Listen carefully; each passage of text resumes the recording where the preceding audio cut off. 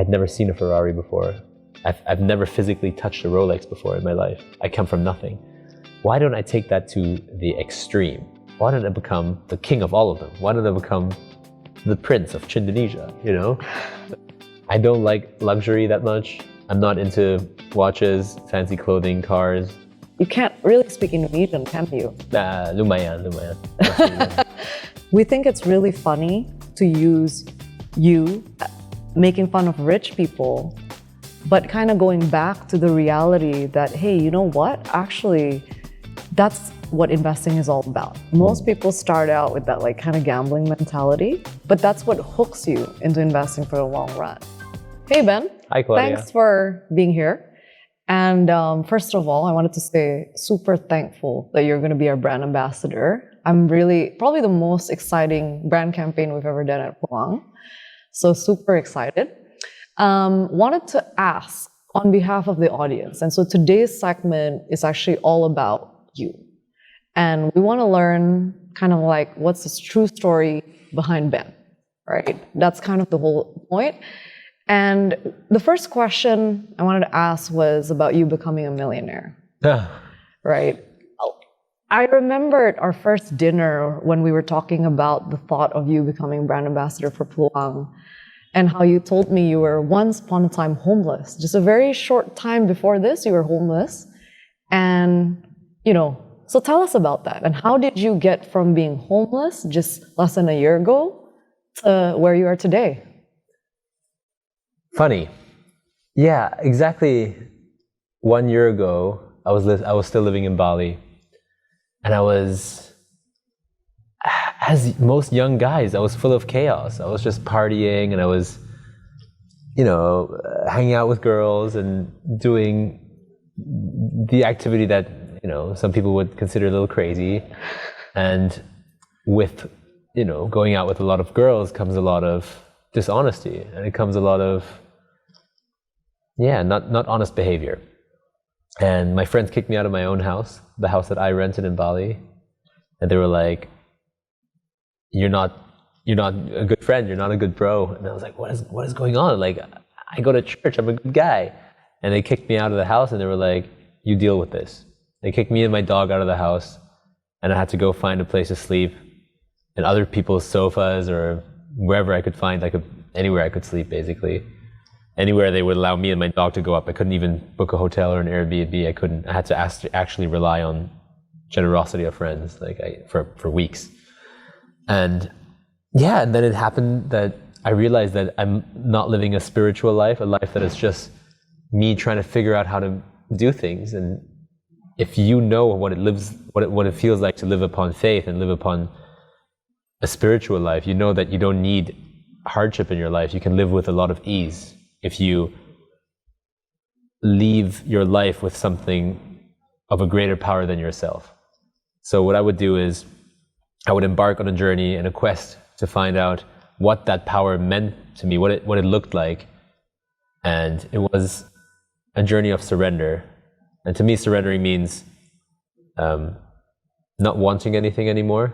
Because I was trying to control my life so hard. Like, oh, am I going to get a girlfriend? Am I going to hook up with girls? What am I going to do with my life, basically? I didn't even know what I'm going to work as. I have no idea what my career is. I don't have a career. I didn't even finish high school. I didn't go to university. I didn't do anything. And I could not make a living. I'm at that point 29 years old. I can't make a living. And I'm like, I'll work, but I won't be even able to save $2,000-$3,000 at one time. And I'm like, what is going on? I'm 29. I'm supposed to be an adult by now.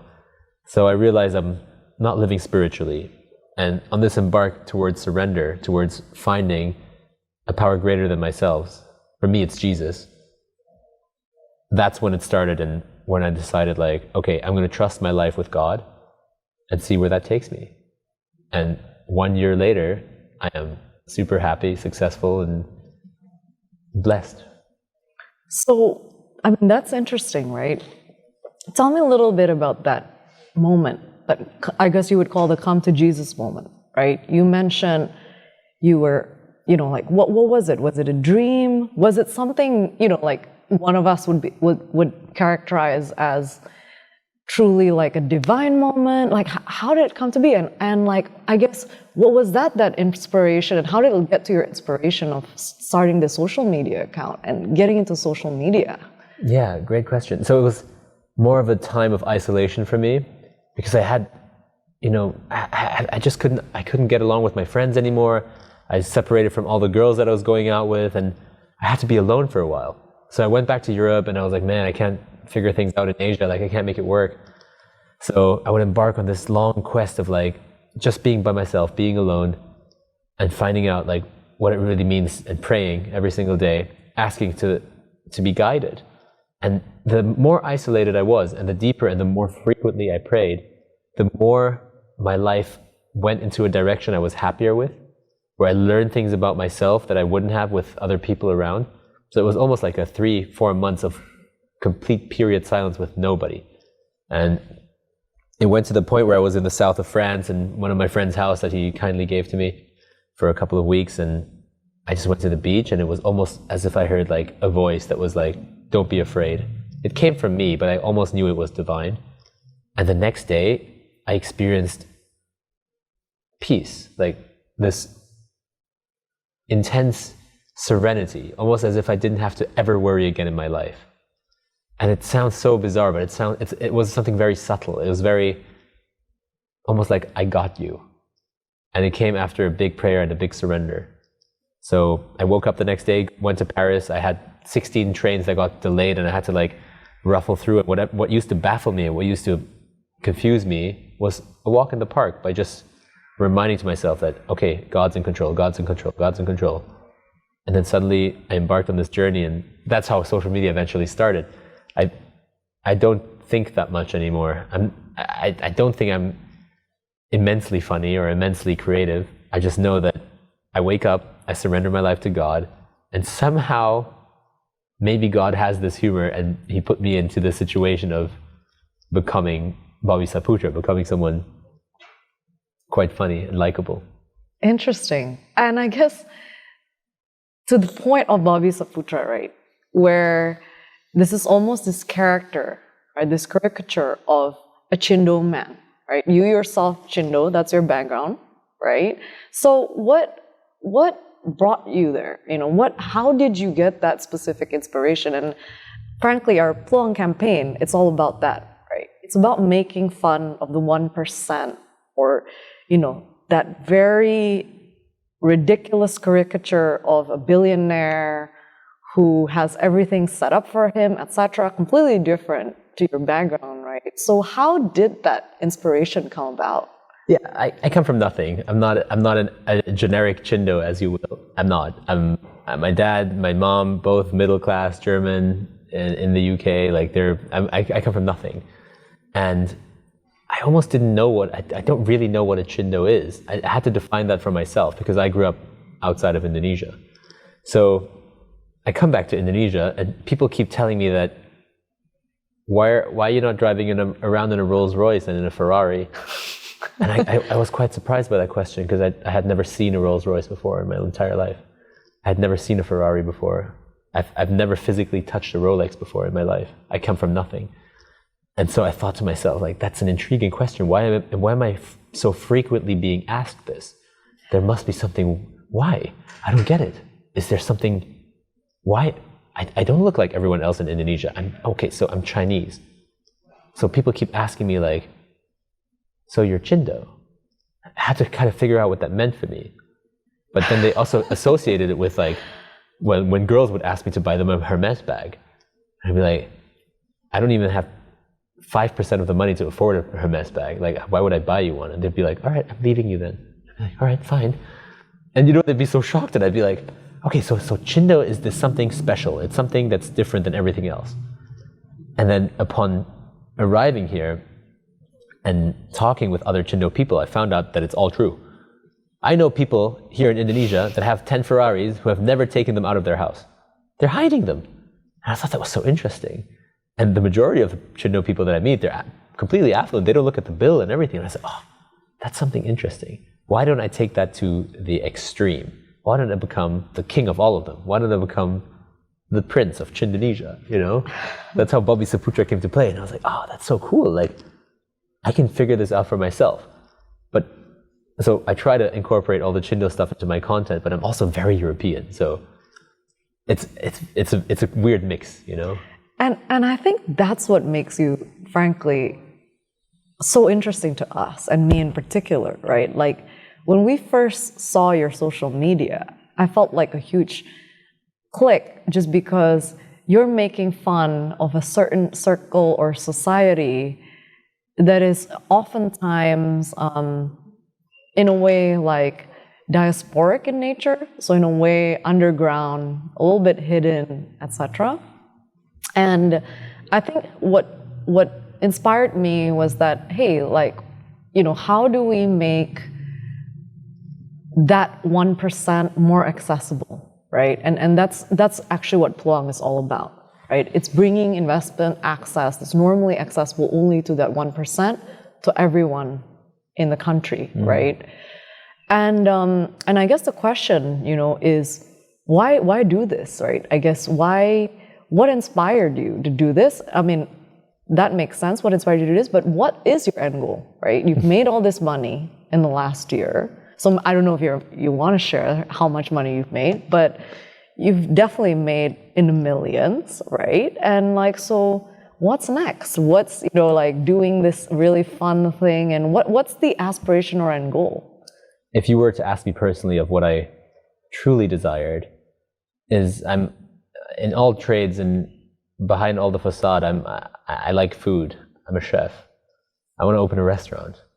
And that's also almost like a Chindo dream, I guess. Like, Yeah. Every Chindo wants to have a restaurant for some reason. Even if it fails, they're like, at least we have one. And that's but I don't want to have a restaurant that fails. I actually want to have a restaurant where I can share what I most truly care about, which is great food, like dining out with my friends, and like having a dining experience that really suits everyone is not a very ambitious goal, to be honest, because, you know, you can start a restaurant for cheap here in Indonesia, especially. But money-wise, I'm hyper unambitious. Like I'm super, yeah. I don't like luxury that much. I'm not into watches, fancy clothing, cars. I'm a bit into watches, but you get them for free now. I get everything for free now. Yeah, I'm not into clothing. I'm not into cars. I'm not into fancy. I don't care if I fly business class or first. I couldn't care less. I don't care if it's a 2-3 star hotel or a 5-star hotel.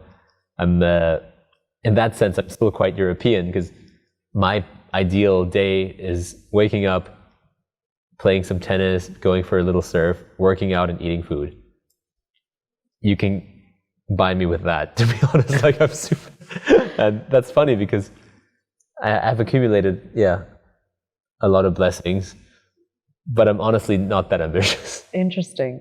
So I think that's a very, and I guess, you know, like that brings me to that point, right? Where I think for you, it looks like everything in your life was created and very well planned, right? In fact, when you went viral on this, like being the heir of Aqua, or like pretending to be the heir of Aqua, a lot of people thought that was like absolutely planned, but it turned out, you know, this was completely unplanned, right?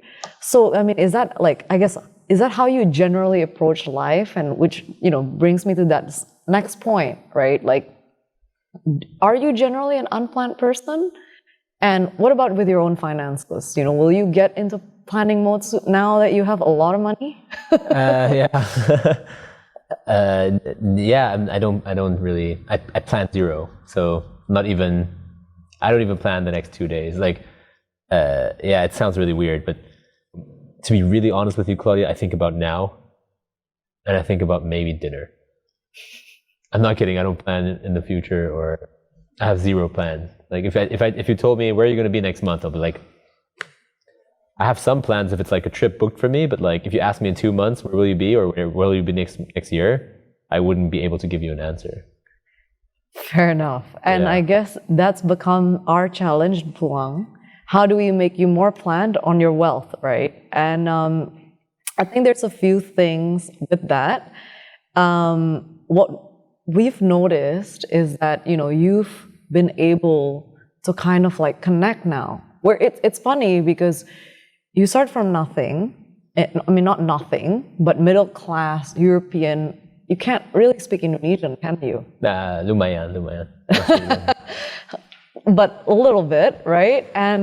But you've managed to build a presence for yourself, connect with very influential people. I've seen you like get featured in people's birthdays here.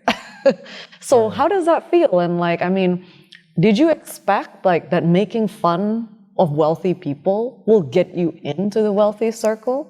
No, not at all. I had no idea. I just one day decided that I was going to be Bobby and I was going to eat nice food, and the next day my life changed and Deddy Corbuzier called me and now everyone wants to make a movie. I'm like, I had no idea this was going to happen. My ideal case scenario was get 50,000 followers on Instagram, start a great restaurant, and then I will have customers. That was the ambition. And I guess God has a weird plan for everyone, you know? Yeah, well, you're now like pretty well connected in Indonesia. So like, do you think Indonesia will be like your home for the very near future, long future? Yeah, I'll live in Asia for sure. Like it's like every moment I'm in Asia, I know I belong here. Like when I'm in Bangkok in the street eating tom yum or noodles here in Indonesia on the street, and it's loud and it's sweaty and like, I know I belong here. Like I just feel it. Do you feel Indonesian? I don't particularly feel anything, to be honest, because in Indonesia I'm a foreigner and in Germany I'm a foreigner. I feel home in my spiritual life. I feel home at church. I feel home with God. Wow. I don't feel any culture, to be really honest. Interesting. I feel comfortable in Asia. Interesting. Yeah. So I think like to move on to a little bit of a different topic, right? Which is about, I think this video is about like, you know, our audience and explaining how Pluang as a platform, as an investment platform, what's our intent as an investment platform, right? We think it's really funny to use you making fun of rich people, but kind of going back to the reality that, hey, you know what? Actually, that's what investing is all about. It's actually getting people that have previously not known what it is like, right, to grow wealth, to start learning and building their wealth over time. We know the statistics, right, that over 90% of the US stock market is owned by the top 1% of the rich globally. And so that's not a accident, right? People become rich over time by investing their money over decades, right? So that's kind of the premise of the whole campaign. It's like about making fun of rich people, but kind of coming back to saying that, hey, you know, that's not the reality. The reality is that people make it one step at a time, incrementally all the time, right? So I am really interested to know what interested you in, you know, in working with us as an investment platform. I had to pitch you pretty hard. I had to wine and dine you. You know, like, but what convinced you when working with us? The big fat check that you guys sent me. Other than that? Other than that, yeah. No, I thought it was a great opportunity. I hadn't had anyone, any investment platforms work with me yet. I'm fascinated by, I do like checking out stocks, and I find the stock market interesting. Who's that guy? Jamie Dimon? Is that the guy who owns Chase Morgan? Yeah. I was watching a couple of documentaries on him, and I thought it was so fascinating how he controls so much of the US banks and all the connections with Chase Morgan. And I'm not a foreigner to this. Like I don't really invest, but I think about it sometimes, and I'm fascinated by stocks and how people can own a share of something. And I think it is a safe way to accumulate wealth. You know, if you invest into like ETFs or into bonds but I'm curious to learn a bit more about it. That's why I was like, oh, maybe this is a good opportunity for me to like quadruple some money for fun, you know? Like, that's the challenge for us. And I guess like that's the next question I have for you, right? Now that you have millions, right? How do you of think... rupiah. Taxable rupiah. Millions of rupiah? Well, we'll never know what your true net worth is. It's rupiah. But in general, now that you have millions, would you, I mean, what would you invest in? Like what, I mean, I don't know, have you ever invested in your life? And like... Yeah, but more for gambling, more into like crypto and stuff and like random stocks and like Tesla here and there and then... But that's the funny thing. Most people start out like that, right? Most people start out with that like kind of gambling mentality, but that's what hooks you into investing for the long run. So how, I mean, like how's your experience, even with that, like investing in crypto or Tesla and stuff, like how has that experience been? Has it been gain or loss? And like, how do you think about diversifying your portfolio more in the long run? I invested in Tesla and it got quite high. And then some of my friends, we joined this chat and they were like, invest into this new electric car thing. I forgot what it was. I think it was Neo or something.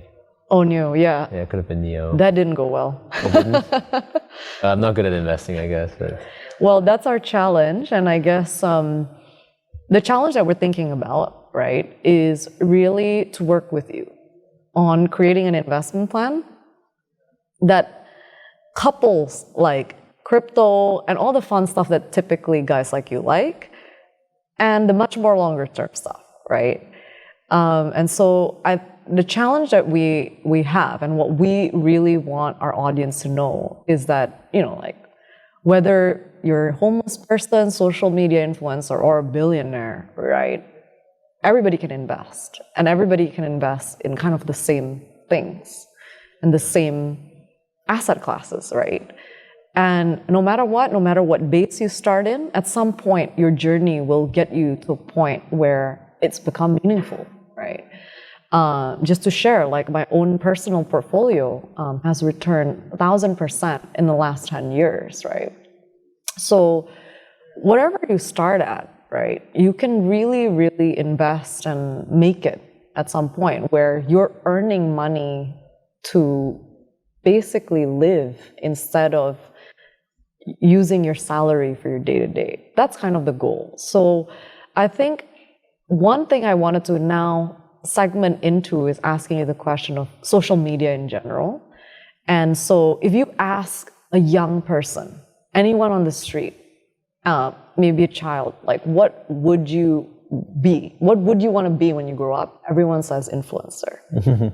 That's like the number one point now, right? And so now social media has become very part of our lives, and earning money from social media is aspirational, right? To be like you is what most of our younger generations want to be. So tell like our audience a little bit more of how do you run a good social media platform? Oh. And what is the key to becoming a successful influencer? Yeah, I may be the wrong person to ask because the way I do it is probably not sustainable for most people. I don't really shoot content. I film bits and pieces of my day and turn it into something at the end. So I create the video, I post it, and then I don't think about it. I'm rarely on my phone. I have 3 hours screen time a day, which is very little, and I'm not on my phone. So I spend very little time on my phone. But what tips would you like? So if you, I mean, maybe you're a natural and you know you're a savant in social media and hence you're an influencer. But what about if, you know, for an average Joe, like what would be the 3 tips, if you could give 3 tips to anyone on like how you become a successful influencer? I think the number one thing is so I post every single day till now. So it's been a year now where I've been posting every single day.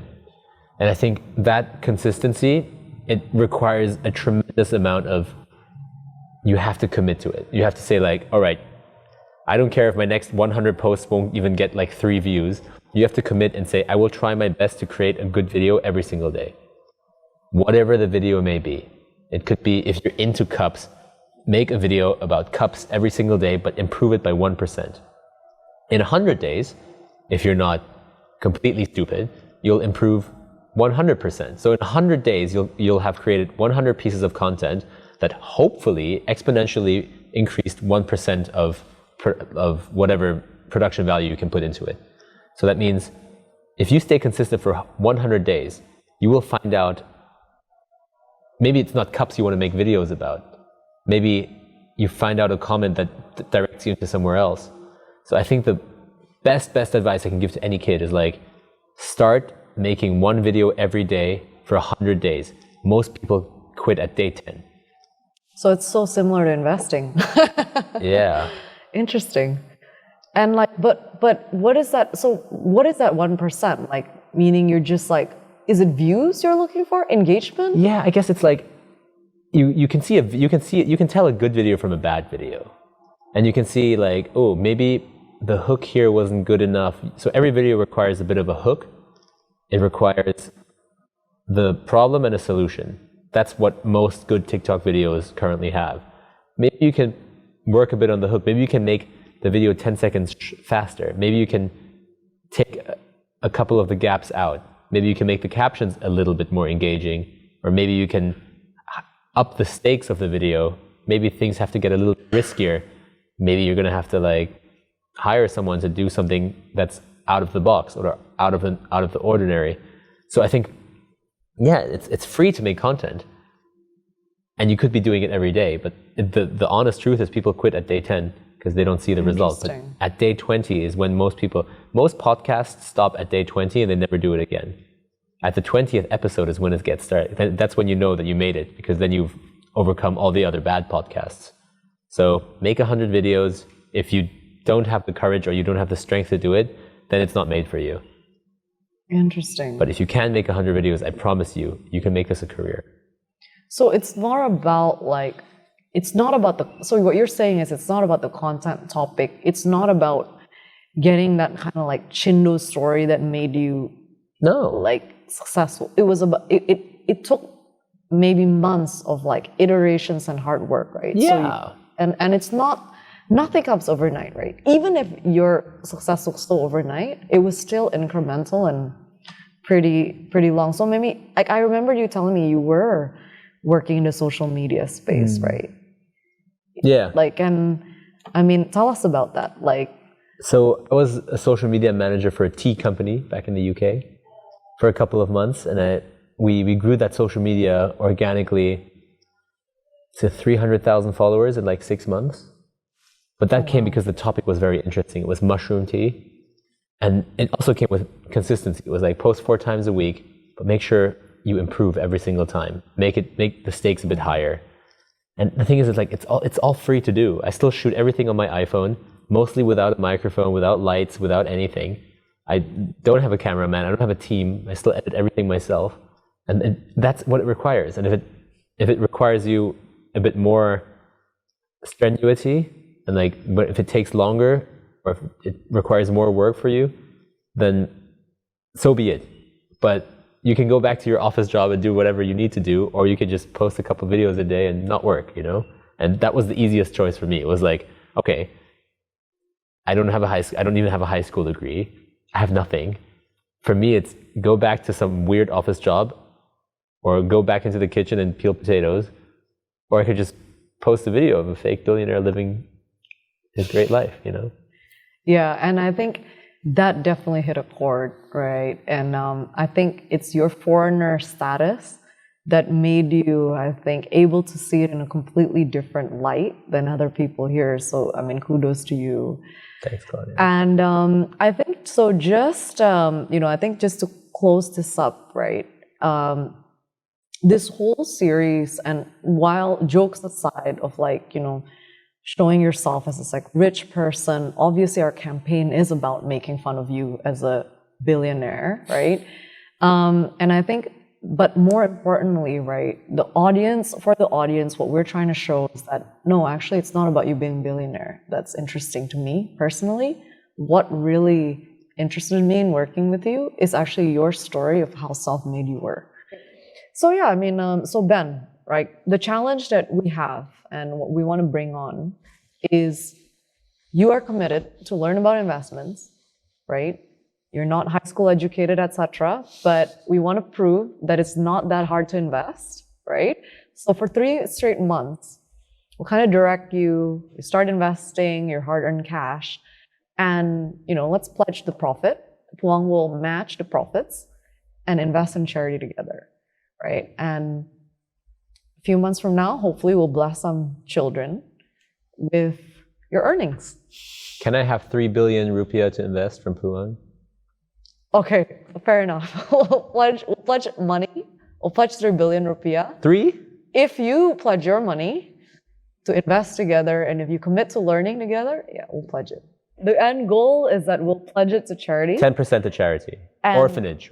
As long as, and I think really the what we want to bring is people to realize that investing is not that daunting, not that difficult for anyone. Even an ex-homeless person with no high school degree. So that's the goal. All right, let's Deal? do it. 10% to orphanage. Let's shake on it. Let's do it, Claudia. Thanks so much for having me. Thanks, Bobby.